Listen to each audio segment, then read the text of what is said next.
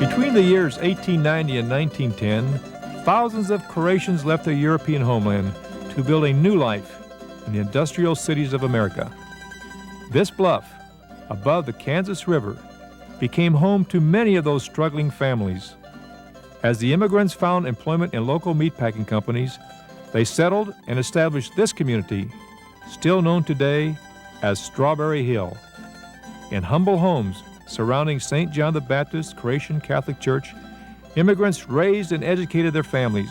They made homemade wine, sang and danced to tamburica music, and for every special occasion, they baked the delicious Croatian nut bread called povitica. Watch now as Emily Novak, a daughter of Croatian immigrants, shares the recipe she learned in her grandmother's kitchen on Strawberry Hill many years ago.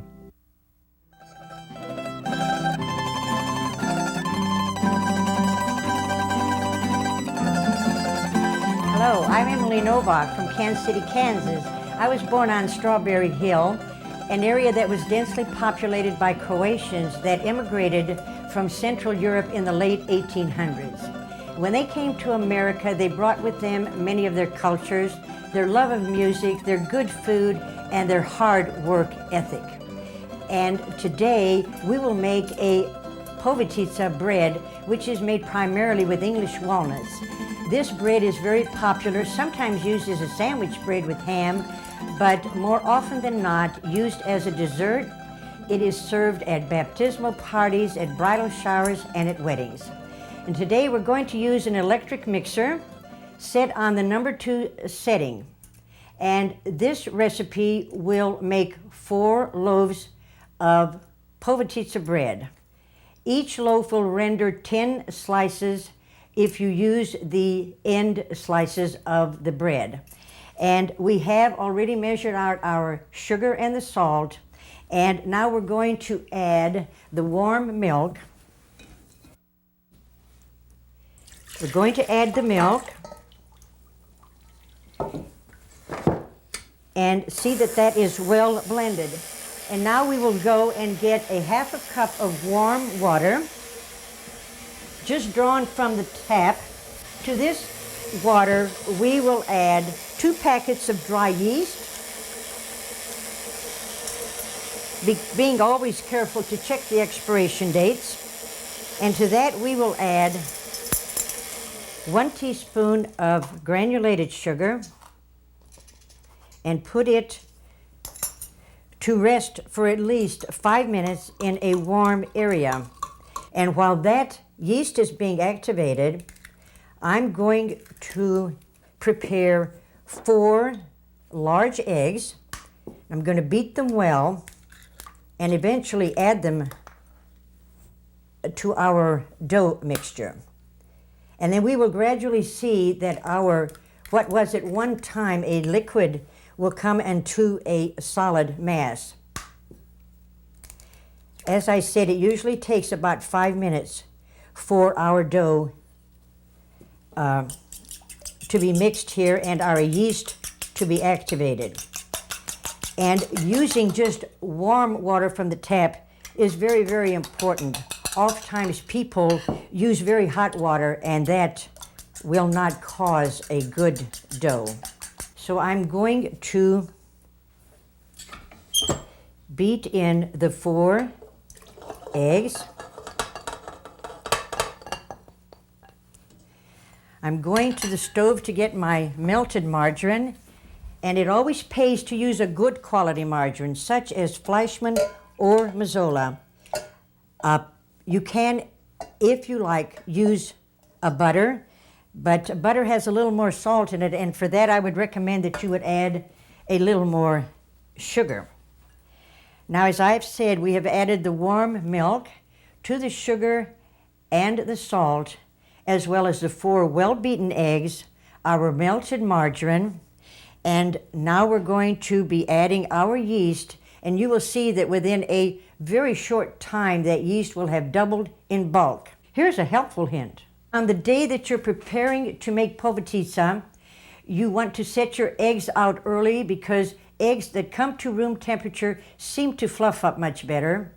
You want your kitchen to be warm, free from drafts.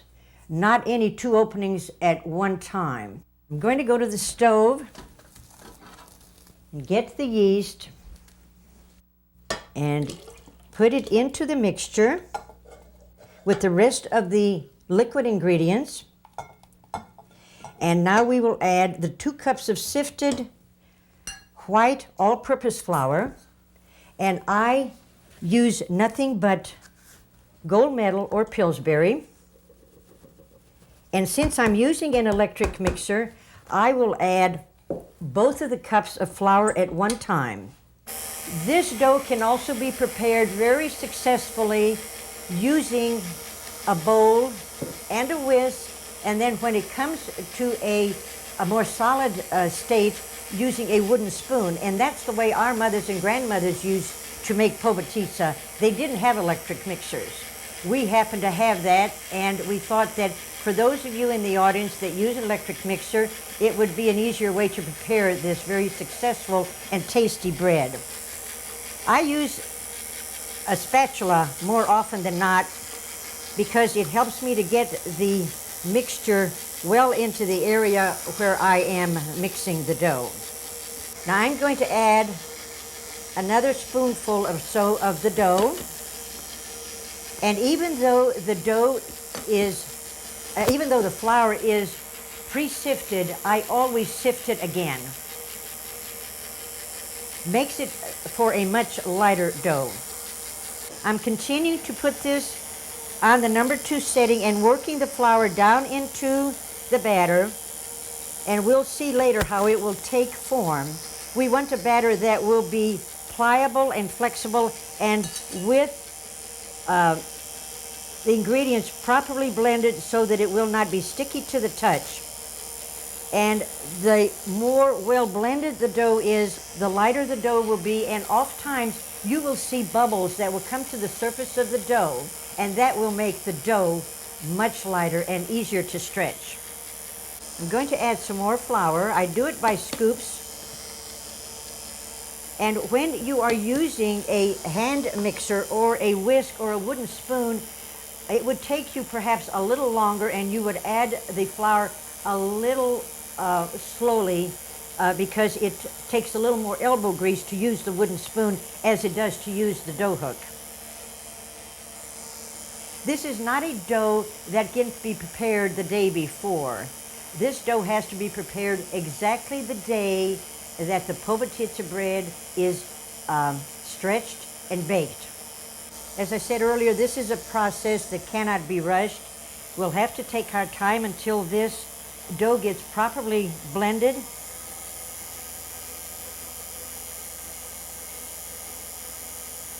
And then we will turn it out on a lightly floured cloth that we have here on the table. We're going to weigh it. This dough ordinarily weighs about 5 pounds. I'm going to divide it in half and put it in a well-oiled bowl covered with saran and put in a nice warm place to rise for at least an hour or until it's double in bulk. We've been gone for a little while, and we've added the remainder of the flour, which was approximately 6 cups. And now we will turn this out onto this lightly floured cloth.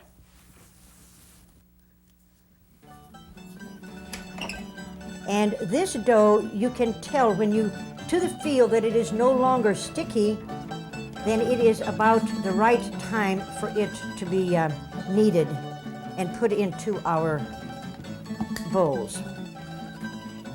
Now we're using a total of 6 cups of sifted flour that we add in addition to the 2 cups that we had added at the very beginning. And as a matter of reference, I'd like for you to know that povitica is a very rich dessert, and it is not used on a weekly or a daily basis, but more often as not for Christmas, New Year's, and Easter.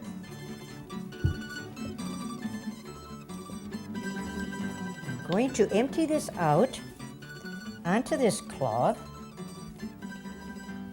being careful not to add too much flour. Flour makes the dough very, very difficult to stretch.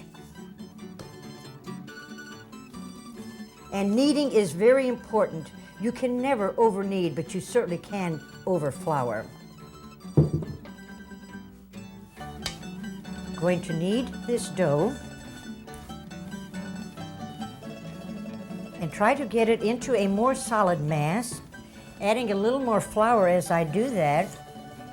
This dough should weigh approximately 5 pounds, and I'm going to divide it in half, each part weighing about 2.5 pounds each.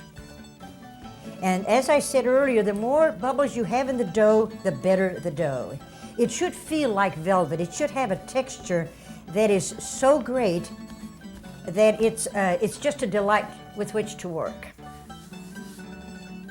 We'll move this out of your way so you can see the process of kneading. And I'm going to add a little flour here. I'm going to cut it approximately in half with my spatula and put it on my scale. There's nothing more irritating than working with a dough that's not pliable and gets cold. That's why it is so important to work in a kitchen that is just warm as toast. I'm going to weigh this dough on my scale. This is really a baby scale, but it can be used for other purposes. This weighs just nearly 2.5 pounds. I put a piece of wax paper on that scale with a little flour on it so that the dough wouldn't stick to the surface.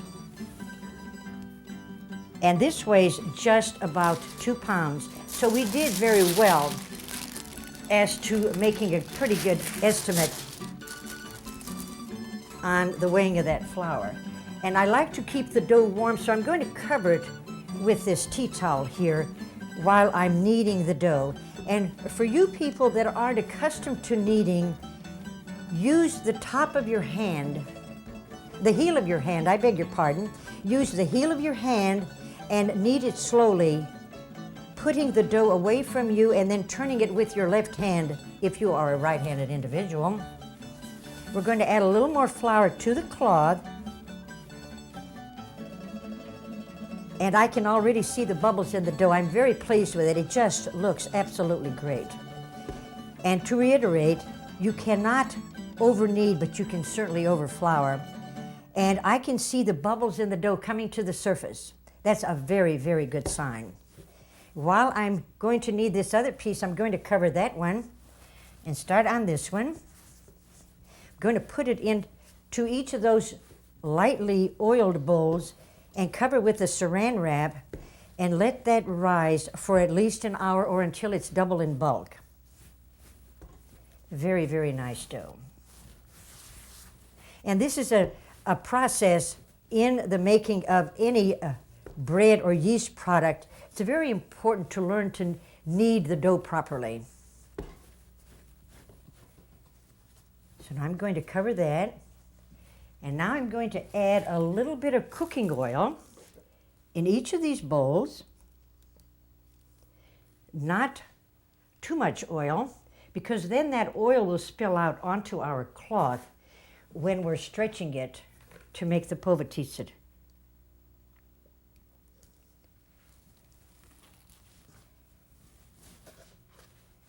Now I'm going to put this half of the dough into the bowl and turn it over until you have a bit of a glaze. And do the same with the other bowl. And then we will let this rise in a warm place.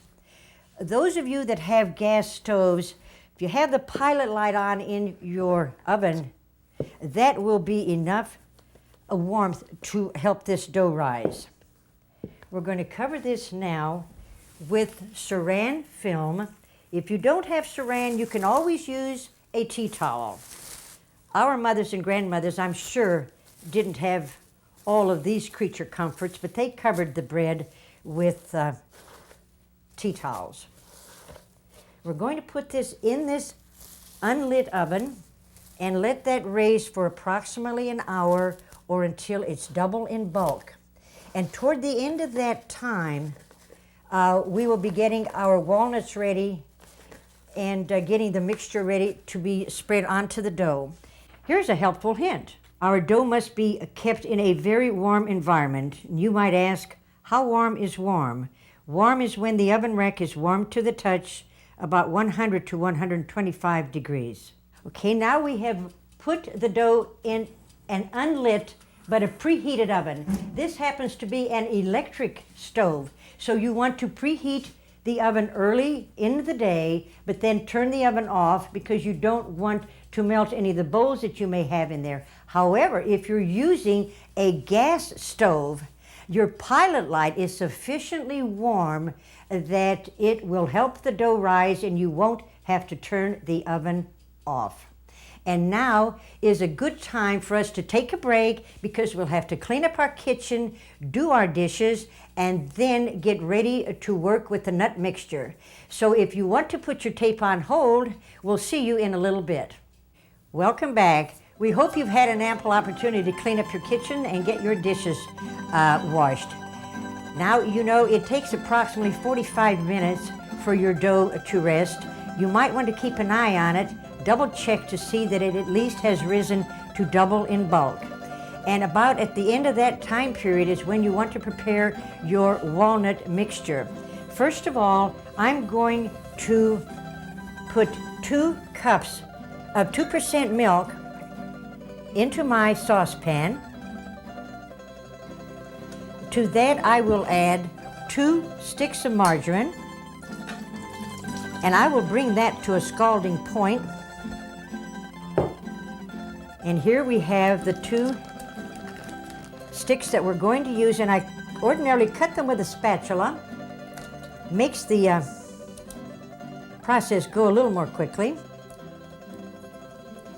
The other stick I'm going to melt in a separate saucepan, and we're going to use that to drizzle over the povitica dough as it has already been prepared. Going to take this over to the stove, put it on the burner. We're going to keep an eye on it to see that it does scald or comes to a boil. And in the meantime, I'm going to melt a stick of this margarine. And while that is working, we're going to show you what our finely ground English walnuts look like. You don't want them to be chopped because they will cut the dough, because you know we're going to stretch the dough quite thin. So I will empty these 2 pounds of finely ground English walnuts in my bowl, and I'm going to add approximately 3 cups of granulated sugar, and with a large spoon I will thoroughly blend the sugar and the English walnut mixture. And you notice that I'm adding dry ingredients to dry ingredients. After this, I will add the scalded milk and the margarine, and then finally I will add the eggs. We add 2 eggs to this particular batch. And after I add the milk and the margarine, I will add that to the walnut mixture. This mixture has a tendency to set up, so what you may want to do is keep some additional milk warming that you may want to add to it. You don't want it to be too thick that it won't be able to spread evenly on your dough. And now we see that our milk is beginning to boil. So what we're going to do, we're going to take it off of the stove and add it to the walnut mixture, setting this down for just a moment and blending it well with our big spoon, because we want this to be thoroughly mixed. We will add the milk gradually, mixing it well. We're going to keep mixing this till our eggs are well absorbed in the mixture. Now that we have stirred this well, I'm going to take this bowl and take it to the surface of the stove where it is warm. I'm going to clear my table, and you might want to do the same thing. And we will be ready to take our dough out of the oven so we can stretch it. Now here we are again. We're ready to lightly flour this cloth. We're going to get our dough out of the oven. I'm going to get this out of the way. And while I'm here, I want to show you the wonderful consistency of this walnut mixture. I'm going to get the dough out of the oven.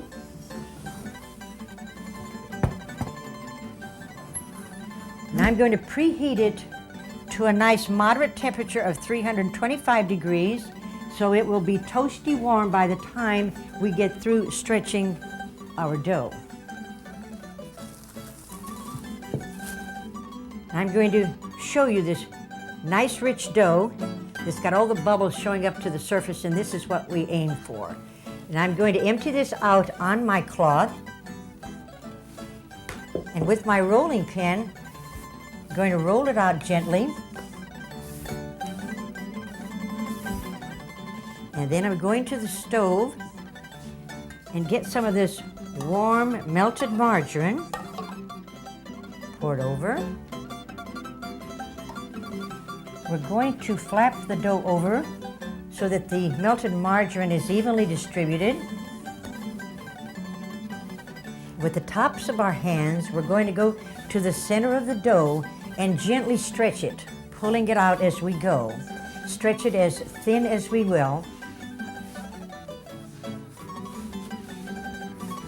And it should cover this particular size table.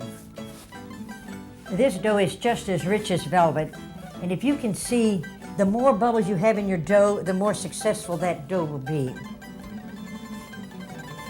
So we're going to continue stretching it thin. Then I'm going to trim the thick ends of the dough, and we can save that and make bread and put it in a little muffin tin. It'll be a very sweet bread, but it's very, very appetizing. You don't want to wear any rings or any jewelry when you're working with your dough. And I always strive for perfection. We don't want to make any holes in our dough if possible.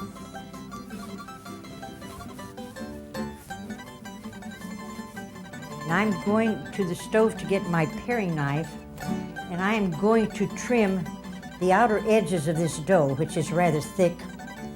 You don't want to throw this away, you want to save it, because it makes a very, very good little loaf of bread.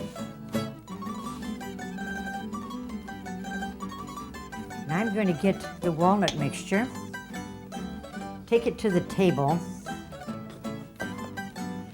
and generously spoon it on.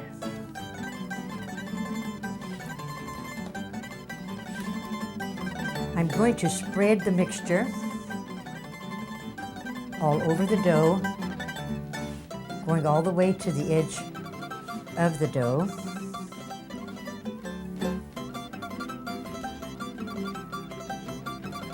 I'm going to drizzle a little melted margarine on top. Now we're going over and looking at the widest element of the table, and that's what we want. We want the widest part to show. So we're going to start to lift the cloth at this end, and lifting the cloth as close to the table as we can, we're going to roll it as if it were a jelly roll. Being careful, of course, not to let it ever fall off the table. And I'm going to put the baking pan next to the strip of dough and cutting with a saucer like so, and then the next, and then yet again, and this center strip we will put in the center of the pan, trying to put the seam side of the strip down. And then we'll put in our third. So you see, you have a nice loaf of povitica. I have one more to prepare and two more to roll out. So while I'm doing that, perhaps that's what you should be doing to yours, and we will be back. And we're back. We have one more very important step, and that is to gently brush a well-beaten egg on top of the surface of the povitica dough. That will not only soften the dough, but it will give it a very nice glaze. So I'm going to take it to the oven.